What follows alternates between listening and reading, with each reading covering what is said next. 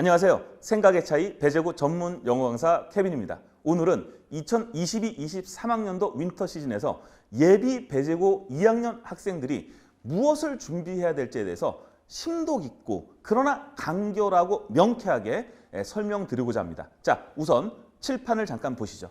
자, 2022학년도 2학기 기말고사 배제고 2학년 시험에서 나온 유형별 출제 비율을 잠깐 보시면서 그 다음 이야기를 이어가고자 합니다. 자, 보시면요. 일단은 단어 문제가 10문제가 나왔는데요. 실질적으로 문맥상 어휘와 영영풀이를 포함해서는 15문제, 즉 35문제 중에서 몇 문제? 15문제라는 어마어마한 비율을 차지하고 있고요. 단어 시험이 참 교묘하고 교활하고 어렵습니다. 나중에 한번 경험하시겠습니다. 자, 그 다음에 이제 독해 순서 삽입 문제가 6문제인데요. 이거 별거 아닌 것 같죠? 여러분, 자, 다시요. 단어 15문제 빼면 어떻게 되죠? 20문제입니다. 맞죠? 서술형 4문제 빼면요. 16문제예요. 16문제 중에서 순서하고 삽입만 6문제입니다. 굉장히 많은 비중을 차지하고요.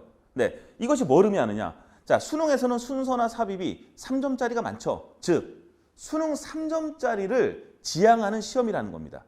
그래서 배제고가 서울대를 굉장히 많이 보내고 있는 이유가 평소에 내신 자체가 고2 때부터는 정확하게 수능 3점 수준으로 나옵니다. 이거 굉장히 어려워요. 많이 틀립니다, 여러분. 네, 무슨 모의고사 암기하면 될 것 같죠? 절대 안 됩니다. 암기를 백날 해봤자 결국 틀리게 됩니다. 여러분들이 틀리게끔 만들어놔요.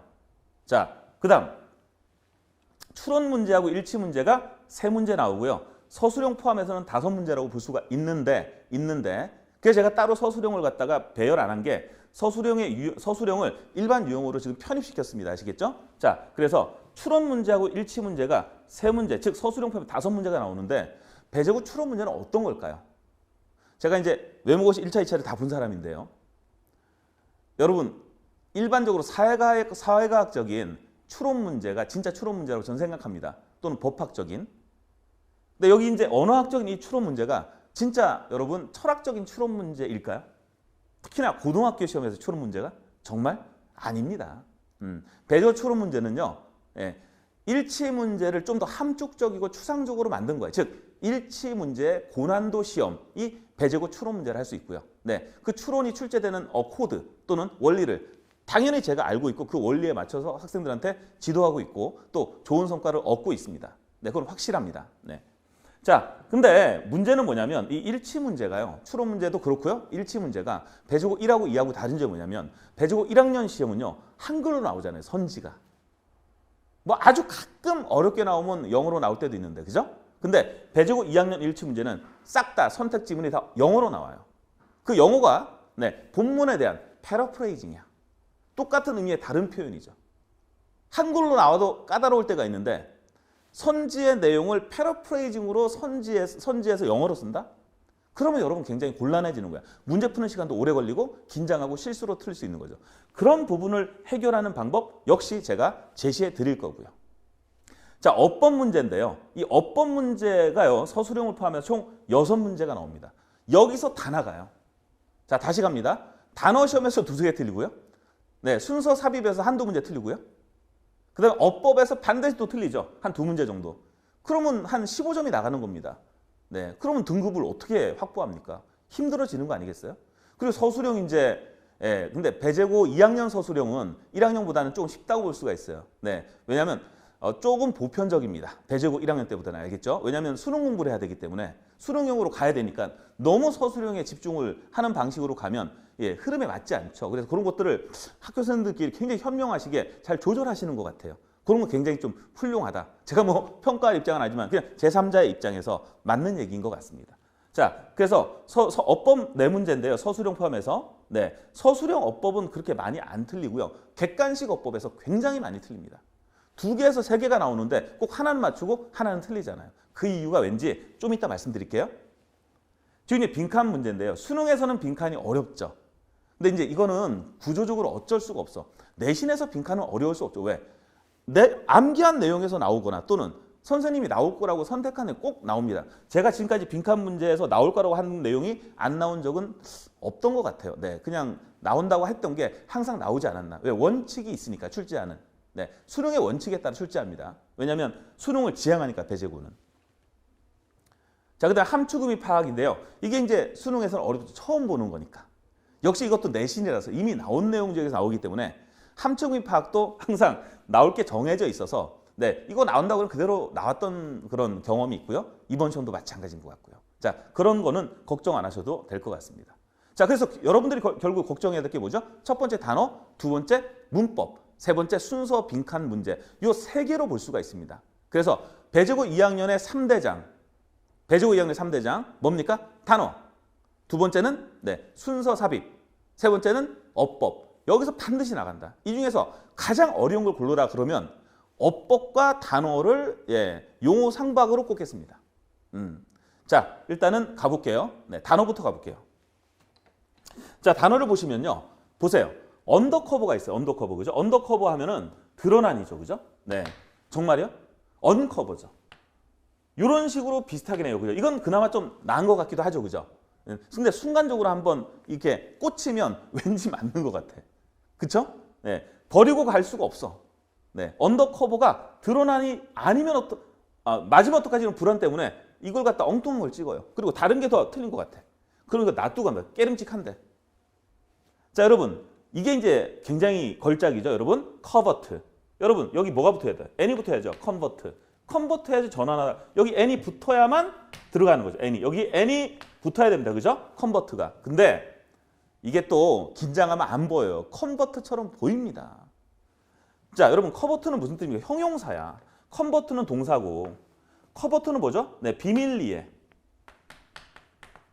뭐 이런 뜻이에요. 암암리에. 이런 뜻이거든요. 의미가 완전 달라지고요. 자, 요 문제 정말 좋죠.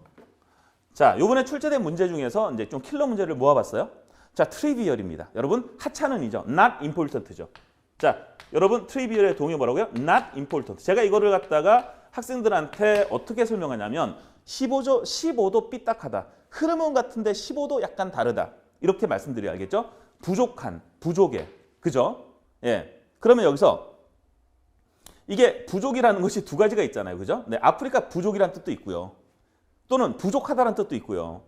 그것까지 다 염두에 뒀다고 저는 생각합니다. 그죠? 네. 그래서 여기서 이제 사실은 이게 부족이라고 하면 어때요? 트라이브가 되겠죠.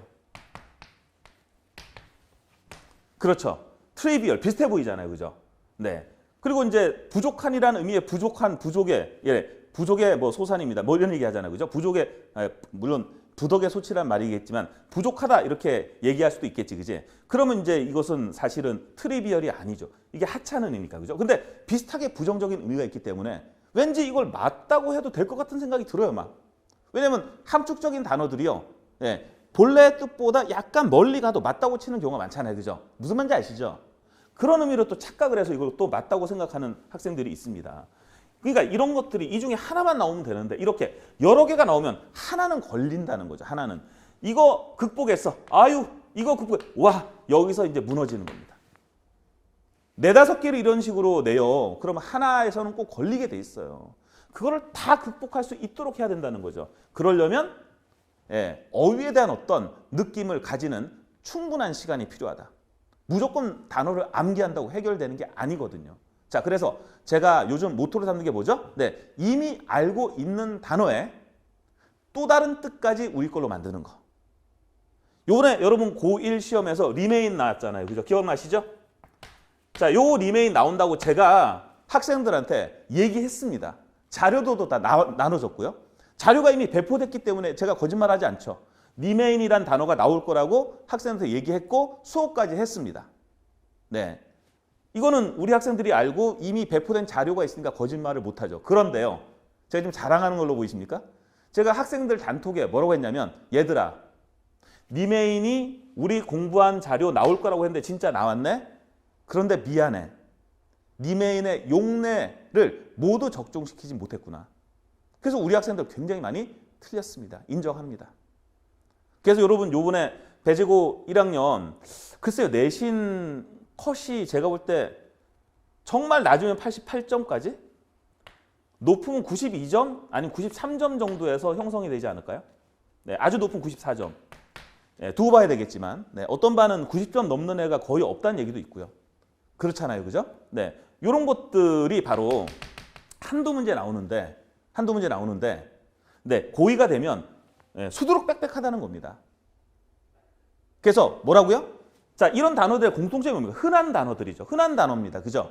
그런데 흔한데 내가 모르는 또 다른 뜻을 이해하는 게 수능에도 도움이 되고, 수능도 그게 핵심이었거든요. 이번에.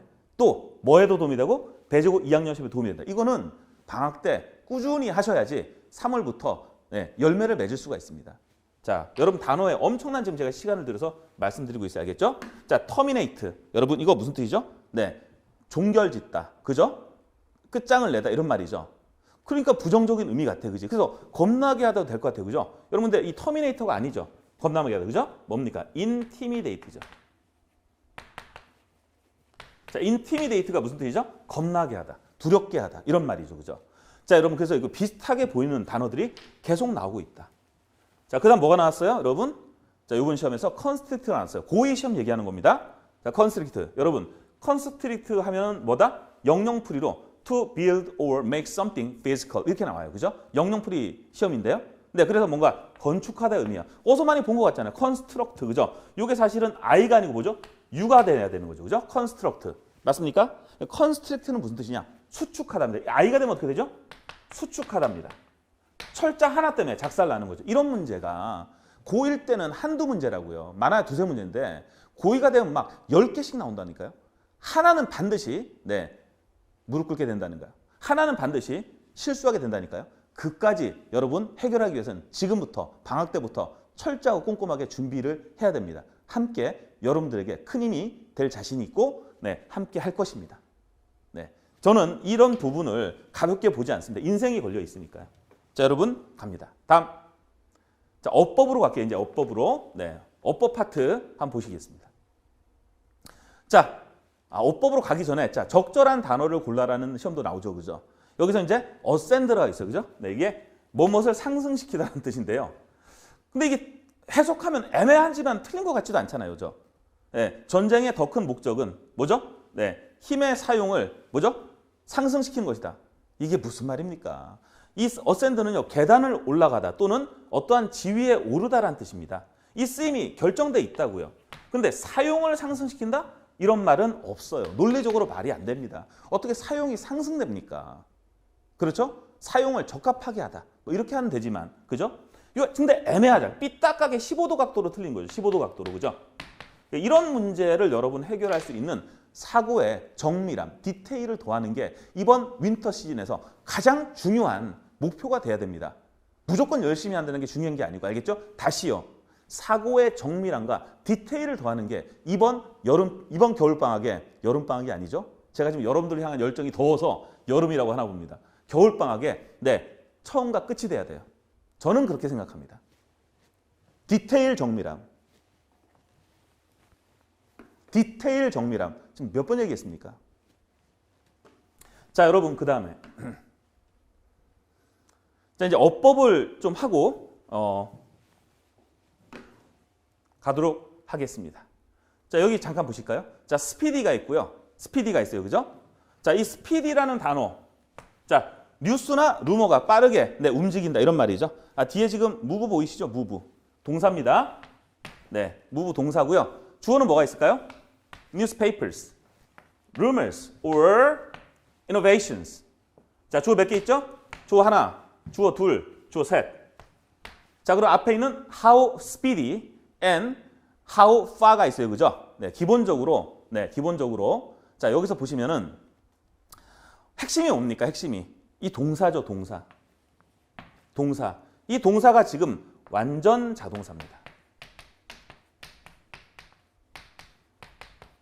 이 동사가 뭐라고요? 완전 자동사. 완전 자동사이기 때문에 자, 주어만 있으면 문장이 완벽합니다. 그래서 완전 자동사는요, 주어만 있으면 문장이 완벽하기 때문에 또 다른 게 나올 필요가 없죠. 나온다면 부사밖에 못 나와요. 그래서 여기 부사 나왔잖아요. how far. 부사입니다. 맞습니까? how도 당연히 부사죠. 그죠? how 부사입니다. 그죠? 근데 speed는 형용사야. 여기서 이미 끝난 겁니다.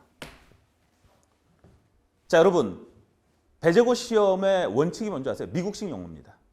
그리고 수능형으로 가고 있죠. 수능형으로 가고 있는 게 아니라 애초부터 수능을 지향했습니다. 여러분, 1994년부터요. 자, 여러분 뜬금없이 무슨 얘기야, 그지? 자, 여러분 이거 지우고 갈게요, 여러분. 자, 천천히 갈게요, 다시. 자, 1994년부터요. 2학년. 근데 내년이니까 3학년도로 해야겠죠, 그죠? 1994학년도부터 2023학년도까지 거의 30년 넘는 기간 동안 어법이 출제가 됐는데 그 30년 넘게 출제된 어법의 동일한 특성이 뭔지 아십니까? 모두 동사를 중심으로 하고 있다. 정말입니다. 동사의 자동사, 타동사 구분, 동사의 시제, 동사의 수의 일치, 본동사인가 본동사가 아닌지에 대한 어떤 구분. 자, 이런 것들입니다. 그 다음에 동사의 태, 자동사, 뭐 수동태냐, 능동태냐. 이런 것들이 이제 시험에 항상 나오는 거였어요. 이거 말고는 거의 없다고 보시면 됩니다. 99%가 다 동사에 관한 것이고요. 배제고 시험도 거의 그렇습니다. 동일합니다. 그래서 고1이든 고2든 고3이든 이런 형태가 바뀌질 않고 있는데 여러분은 이상하게 명사, 형용사, 부사, 관계사, 전치사, 준동사, 뭐 어쩌고 저쩌고 여러분 문법책 다 그렇게 돼 있잖아요. 그게 바로 일본식 문법입니다. 그런 일본식 문법으로 계속해서 머리를 뭐한다? 규정화시키고 고정화시키니까 이 자유분방한 미국식 영어를 항상 해결하는 게 안 되는 거예요. 이게 참 큰일입니다. 자, 그래서 자, 이번 방학에 반드시 자, 배제고가 지향하는 미국식 어법을 여러분들이 완벽하게 장착해서 모든 문제를 해결할 수 있도록 해야 됩니다. 그래야만 1등급이 가능합니다. 이거 제가 해드리겠습니다. 제가 미국식 어법 얘기하니까 제 외모에 안 맞나요? 여러분 제가 강의 시작을 어디서 했다고요? 강의 시작을 연세대학교에서 강사로 시작한 사람이에요. 그거를 자랑으로 얘기하는 게 아니고 연세대 학생들을 대상으로 할 때 뭘 가르쳤겠어요? 토플, 토익을 가르쳤겠죠. 맞습니까? 연세대 언어연구교육원의 정규 직원이었습니다. 강사로서. 월급을 받은 것도 있어야겠죠? 네, 그게 거짓말이 아닙니다. 거기서 여러분 토플, 토익 강사로 내려왔고 강남 해커스 학원에서 아시겠죠? 그리고 수능을 한 사람이에요. 미국식 영어에 누구보다도 자연스럽게 젖어 있는 사람입니다. 근데 어쩌나? 수능과 배제고가 이 미국식 영어를 지향하는 걸 저하고 딱 맞는 거야. 그래서 여러분들한테 많은 사랑을 받았던 거고 앞으로도 받을 것입니다. 그래서 이 부분을 여러분 2개월이면 충분하겠죠. 그렇죠? 네, 12월 후반부터 2월까지 충분히 이 기간 동안 이 부분을 완벽하게 이해시킬 겁니다. 자, 여기의 핵심 뭐다? 동사다. 왜? 미국식 영어는 의사소통을 중심으로 하는 영어잖아요. 그죠? 간결한 것, 핵심적인 얘기를 전달하고자 하는 것. 그 핵심의 중심이 뭡니까? 동사잖아요. 근데 여러분도 너무 곁다리를 짚어. 그런 부분을 해결할 수 있도록 해야 됩니다. 안 그러면 또 틀리게 돼 있어요. 계속 열심히 할수록 틀려. 잘못된 방식으로 계속 엉뚱하게 가니까. 자, 여러분, 그래서 다시 보시겠습니다. 다시요. 이 무브가 여기서 뭐라고요? 자동사라고요. 근데 무브는 타동사가 없을까요? 무브 타동사 있죠. 여기서는 자동사입니다. 자, 여러분, 이 완전 자동사가 나온 상태에서 완전 자동사는 주어만 있으면 완전하다. 나머지는 다 부사다. 근데 스피디가 형용사야. 자, 여기까지만 말하면 케빈이 아니겠죠. 여러분, 원문에는, 즉 여러분들의 교재에는 이 스피디가 어떻게 써 있었을까요? fast로 써 있었어요. fast는 형용사도 되고 부사도 됩니다. fast는 빠르게란 뜻도 되고요. 빠른이란 뜻도 돼요. 근데 speedy는 오직 형용사로 쓰이죠. 근데 이게 똑같다는 생각이 들잖아. 그죠? 여러분 머리 어떻게 회전하겠어? 아, 시험을 어렵게 내기 위해서 fast를 speedy로 내셨구나. 틀린 건 아니야 라고 생각하고 넘어갑니다. 또 공부 좀 했다고, 그죠? 큰일 나는 거죠. 품사가 형용사라니까요. 무의식적으로 여기서 작살이 나는 겁니다. 물론 이제 이것까지 할 필요는 없지만 게다가 스피디는요. 뭐 신속한 해결 이런 뜻으로 쓰입니다. 신속한 해결 이런 식으로. 스피디 솔루션 이렇게 쓰이는 겁니다. 예. 자, 이 fast는 뭐죠? fast는 바로 속도를 얘기해요. 속도. run fast 빠르게 달리다. 자, run speedy 적절하지 않아요. 솔직히 말해서 run speedily 이렇게 해야겠죠, 그죠? 네, 부사로서 그지? 적절하지 않습니다. 쓰임이 완전 달라. speedy와 fast는. 게다가 여기서 이 fast는 형용사, 부사가 다 되기 때문에 fast가 나오면 부사로 쓰인 거지만 여기서는 이거는 부사로 쓰일 수가 없기 때문에 정답이 아닌 거죠. 자, 이런 게 어려울 것 같죠? 많이 틀렸습니다. 실제로. 자, 여러분 느낌 오시죠? 자, 이제는 2학년 때 정말 마지막 승부를 걸어야 될 때 아닙니까? 벌써 10번의 내신 시험 중에서 고3 1학기까지 그지? 벌써 40%가 지났어요. 반전의 기회는 내년 중간고사입니다. 1학기. 내년 중간고사부터 잘 보면 모든 것들이 다 바뀔 수가 있습니다. 반드시 우리가 해낼 것입니다. 자, 여러분 모든 얘기가 끝났습니다. 말씀드리고 싶은 것은 저는 준비가 됐고 여러분들은 오시면 됩니다. 교실에서 뵙겠습니다. 자, 지금까지 생각의 차이 배재고 전문 영어 강사 케빈이었습니다. 자, 우리 화이팅하고 헤어지죠. 화이팅!